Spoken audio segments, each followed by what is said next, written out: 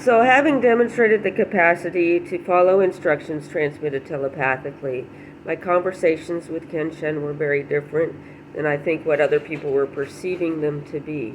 But when I followed the instructions that I was given, I arrived here back at IU. I ended up studying Arabic, in which I interacted with some of my family members, a stepson, an actual son.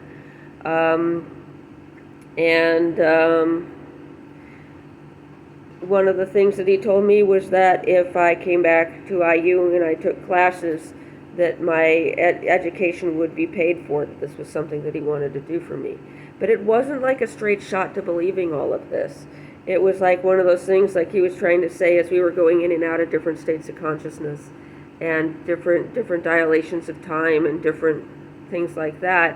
While I probably appeared on the surface, that he was ignoring me, blowing me off, or just screwing around with somebody that just wouldn't go away, was that, I was also in and out of trust and confidence and stuff like that, but I also had to, confirm to him that I would realize how to do these instructions. He said, how are you going to do these instructions if you can't say that I have absolute confidence in this person and I'm going to do what he says?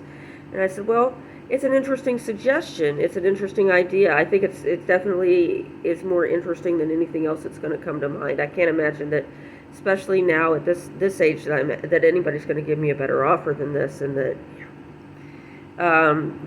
I'll probably find a good segue at some point in some pathetic scenario in which I'll say, you know what, I'm going back to school. I'm going to go study Arabic. Somehow or another.